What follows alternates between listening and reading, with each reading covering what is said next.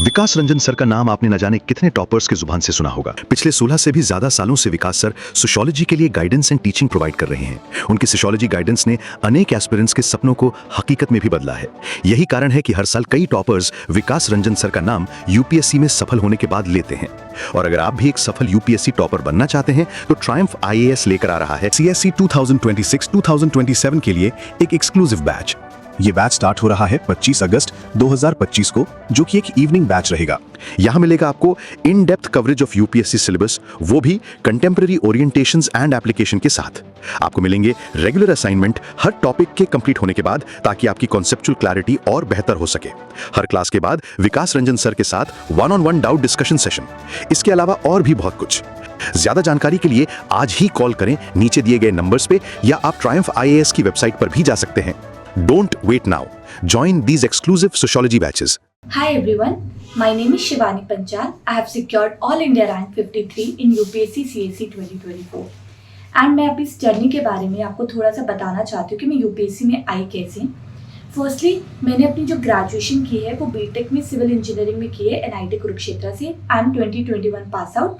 उसके बाद मैंने 2 साल कॉर्पोरेट सेक्टर में काम किया, वेयर आई फेल दैट कि मेरे को अब अपने यूपीएससी ड्रीम के लिए वर्कआउट करना चाहिए। तो इसलिए मैंने 2023 में अपनी जॉब छोड़ी। Then I started preparing for civil services examination. Meanwhile मैंने अपना एचसीएस हरियाणा स्टेट पीसीएस के लिए भी तैयारी की थी।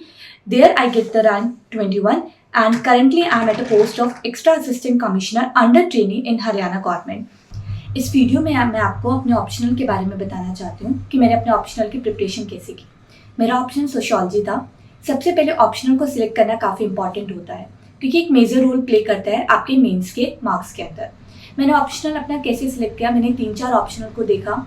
मेरा खुद का जो ग्रेजुएशन सब्जेक्ट था सिविल इंजीनियरिंग, वो मुझे नहीं लेना था, क्योंकि मुझे लग रहा था उसमें बहुत ज़्यादा टाइम लगता है प्रिपेयर करने के लिए एंड मैं इतना टाइम नहीं डिवोट कर पाऊंगी। उसके बाद मेरे पास 3-4 ऑप्शन मैंने सॉर्ट डाउन करें, जैसे ज्योग्राफी हो गया, एंथ्रो हो गया एंड सोशियोलॉजी एंड पीएसआईआर। फिर इन चारों का थोड़ा थोड़ा पोर्शन पढ़ने के बाद मुझे लगा कि सोशियोलॉजी में मेरा इंटरेस्ट आ रहा है एंड जो उसका सिलेबस है वो काफ़ी मैनेजेबल मेरे लिए लग रहा था। तो इस तरीके से मैंने अपना सोशियोलॉजी का ऑप्शनल डिसाइड किया। जब मैंने अपने प्रिपरेशन की स्टार्टिंग की थी, मैंने स्टार्टिंग से ही सोच लिया था कि पहले मैं अपना ऑप्शनल कंप्लीट करूंगी एंड साथ साथ फाउंडेशन करके उसके बाद मैं अपने बाकी मेंस के टॉपिक पे फोकस करूंगी, सो दैट कि मैं प्रीलिम से पहले मेंस रेडी हो जाऊँ। अब ऑप्शनल के बारे में सबसे पहले इंपॉर्टेंट आता है आपके रिसोर्सेज। आपके रिसोर्सेज क्या है? तो सबसे पहले मेरा बेस सोर्स था essential sociology, Nitin Sangwan sir की जो बुक है उसको मैंने काफ़ी अच्छे से पढ़ा। सेकेंड मेरा सोर्स था उपेंद्र घोष सर के नोट्स, पेपर 1 के लिए वो मैंने बेसिकली रेफर किए थे। एंड थर्ड मेरा रिसोर्स था महापात्रा सर के हैंड रिटन नोट्स, जो मैंने पेपर 2 के लिए अपने रेफर किए थे। ये दोनों नोट्स मैं जाके मार्केट में मिल जाते ऑरेंज में, वहाँ से मैं खरीद के ले आई थी एंड मैंने उन्हें पढ़ा था अच्छे से। एंड इसके बाद मेरा फोर्थ रिसोर्स था इग्नू का जो मटेरियल होता है जो ऑनलाइन हमें मिलता है एमए सोशियोलॉजी का। फॉर एग्जांपल अगर मैं कुछ चैप्टर्स के लिए बताऊं, वो मैंने नोट डाउन कर लिया था कि किस चैप्टर में कौन सा यूज़ करना है। फॉर एग्जाम्पल एक system of kinship in India का चैप्टर है, उसके लिए मैं ESO 012 का सेकेंड पार्ट एंड MSO 004 का थर्ड पार्ट यूज़ किया था। इस तरीके से मैंने अपने सारे इंडेक्स में लिख लिया था कि इग्नू का कौन सा मटेरियल किस चैप्टर में मेरा काम आने वाला है। ये था मेरा बेस सोर्स। अब उसके बाद हमने डिसाइड कर लिया कि हमारे रिसोर्सेज क्या है, अब तैयारी चालू कैसे करनी है। आपको कोई आइडिया नहीं है तो फर्स्टली आप क्या कर सकते हैं, एक अपनी प्लेन रीडिंग ले, लाइक अ नोवेल रीडिंग, जो आप अपने नितिन सांगवान की बुक का ले सकते हैं। मैंने क्या था, पेपर 1 पेपर 2 एक बार पढ़ लिया अच्छे से, जिससे मुझे थोड़ा थोड़ा चीज़ें समझ में आ गई। अच्छा, सिस्टम कास्ट सिस्टम क्या होता है, किनशिप किसे बोलते हैं, या फिर रिलीजन क्या क्या रोल है, कि छोटे छोटे टॉपिक मेरे को समझ में आ गए अपनी कॉमन अंडरस्टैंडिंग से। सेकेंड फिर मैंने अपनी रीडिंग की थी, वो की थी मैंने अपनी सेकेंड रीडिंग। वो कैसे की थी कि मैंने अपने सबसे पहले जो सोशियोलॉजी के PYQ है उसके एक कलेक्शन का बुक था, उसमें से मैं हर टॉपिक को उठाती थी और देखती थी कि हर टॉपिक में से कौन कौन से क्वेश्चंस पढ़े गए हैं, सो दैट वो सारे टॉपिक मेरे नोट्स के अंदर कवर हो। मैंने दोबारा से नितिन सांगवान का एक चैप्टर पढ़ा, उसमें से अपने नोट्स बनाए according to the PYQ and उसमें से जो अपने महापात्रा सर या उपेंद्र घोष सर के नोट्स थे उसमें ऐड ऑन कर लिए। इस तरीके से मैंने अपना हर चैप्टर का अलग अलग नोट्स बनाए थे। और मैं क्या करती थी कि हर चैप्टर के नोट्स को अलग अलग स्टेपल करके रखती थी, सो दैट मेरे को थर्ड रीडिंग में जब रिवाइज करना पड़े तो वो मुझे बल्कि नोट्स ना लगे, मुझे लगे कि एक चैप्टर उठाना है, अरे छोटे से 4-5 पेज है, उसे रिवाइज करके मैं खत्म कर दूँ। इस तरीके से मैंने अपनी सेकेंड रीडिंग में बहुत अच्छे से नोट्स बनाए थे। एंड थर्ड रीडिंग से मैंने अपना रिवीजन करना चालू किया था उन्हीं नोट्स का। और उसके अलावा जब भी मुझे कोई टॉपिक लगता था कि मेरे नोट्स से रिलेटेड है या फिर सिलेबस से रिलेटेड है, पीवाईक्यू में पूछा गया, मैं वहीं पर अपने नोट्स में स्टिकी नोट्स लगा के ऐड कर देती थी। इस तरीके से मेरे होलसम नोट्स अपने ऑप्शनल के बन गए थे जो एक जगह कलेक्ट हो गए थे। It's all about the notes. अब थर्ड चीज आती है आंसर राइटिंग। हमें पता है कि ऑप्शनल के लिए आंसर राइटिंग बहुत इंपॉर्टेंट है।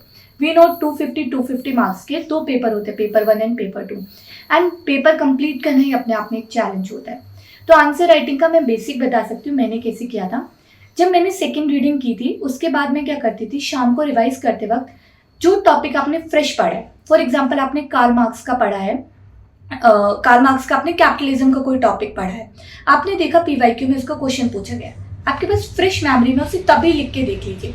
उससे क्या होगा, ये तो आपको लगेगा कि आपको वो याद करे बिना आप लिख रहे हो तो आप अभी भूल जाओगे बाद में, बट उससे एक बेनिफिट होगा, एक आपको स्ट्रक्चर बनाना आ जाएगा। एटलीस्ट आपका जो आंसर राइटिंग का ऑप्शनल के रिगार्डिंग आपका जो एक फियर है वो खत्म हो जाएगा एंड एक प्रॉपर आपको आंसर राइटिंग की चीजें आ जाएंगी।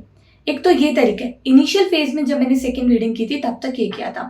थर्ड फेज में मैं क्या करती थी, जब मैं अपना 1 चैप्टर या 2 चैप्टर रिवाइज करती थी तब मैं क्या करती थी कि उस चीज को लिख लेती थी। पीवाईक्यू 4-5 मैंने टिक किए अपने और वो लिखने बैठ जाती थी। उनको लिखा मैंने, उससे मेरा खत्म हो गया। एंड जो थर्ड आपका फेज आता है आंसर राइटिंग का, वो आता है प्रीलिम्स और मेंस के बीच में। तब मैंने क्या किया था, एक टेस्ट सीरीज को ज्वाइन किया। उसके अंदर विजन आइज की टेस्ट सीरीज को मैंने ज्वाइन किया था। उसके अंदर 8 टेस्ट होते हैं। जो टेस्ट मैंने अच्छे से लिखे एंड उनके अच्छे से इवैल्यूएट होते थे, रिवाइज करती रहती थी, अपनी गलतियां देखती थी। ये हो गया हमारा पूरा आंसर राइटिंग का पोर्शन।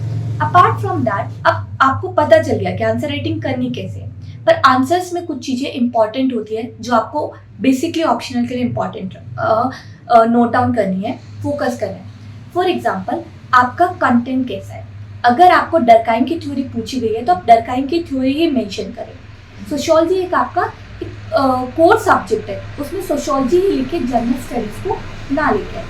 सेकेंड मैं बोलूँगी, इसमें एक एक्सपीरियंस का डाउट होता है कि कौन से कितने थिंकर्स आप लिखें। तो थिंकर्स में आप लिख सकते हो कि आपको एक क्वेश्चन में 5 थिंकर्स लिखने हैं, एक क्रिटिसिज्म में थिंकर लिख सकते हो, तो एक minimum optimum amount of thinkers लिख लीजिए। एंड थर्ड आपका आता है कि स्ट्रक्चर कैसा होना चाहिए। कोई बोलता है पैराग्राफ में होना चाहिए, कोई बोलता है पॉइंट्स में। मेरे हिसाब से एक बैलेंस अप्रोच बनाए, आपके जो पॉइंट्स होने चाहिए वो 3-4 लाइन के हो जाए, सो दैट आपको ओवरऑल दिखाए। एंड इसमें फोर्थ पॉइंट मैं बोलना चाहूँगी, मैंने एक चीज़ की थी कि हर टॉपिक में कंटेम्प्रेरी एक ऐड कर लेती थी। कंटेम्प्रेरी कैसे, डिवीजन ऑफ लेबर जैसे आ गया आपका टॉपिक, तो आप उसमें बता सकते हो कि करंटली आपका जो कॉर्पोरेट सेक्टर है उसमें डिवीजन ऑफ लेबर कैसे है, ब्लू कॉलर वर्कर है या फिर वाइट कॉलर जॉब्स है, उन सबको आप डिवाइड कर सकते हो। एक ये चीज़ होगी। या फिर रिलीजन के टॉपिक से हम समझे, उसमें आप लिख सकते हो कोई रिसेंट क्लैशेज हुए हैं आपके रिलीजन से रिलेटेड, आप वो वहाँ पे मेंशन कर सकते हो। या फिर आप किनशिप स्ट्रक्चर आप बता सकते हो कि आप जैसे अब डिंग का एक बहुत डबल इनकम नो किड वाला कंसेप्ट बहुत प्रिवेलेंट हो रहा है, तो आप ऑलरेडी अपनी सोसाइटी में ऑब्जर्व कर रहे हो, तो ये चीज़ें आप अपने आंसर के अंदर मेंशन कर सकते हो। वो आपको एक होलसम आपका आंसर बना देगा कि आप अपनी थ्योरीज को आप अपने कंटेम्प्रेरी टॉपिक के साथ लिंक कर रहे हैं। अब इसके बाद एक पिलर जिस पे मैं फोकस करना चाहती हूँ वो है previous year questions. Previous year questions आपके लिए काफ़ी इंपॉर्टेंट है फॉर ऑप्शनल। अभी जो बच्चे मेंस दे रहे हैं उनके पास इतना टाइम तो नहीं होगा कि वो पिछले 10-12 साल के करें।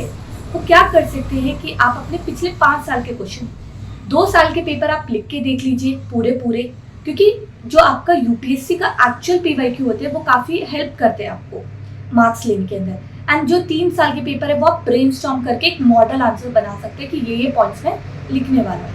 और अभी इसके अलावा आप अपने नोट्स जो भी आपने बनाए उन पर फोकस करें एंड अच्छे से करें। So all the best for your optionals.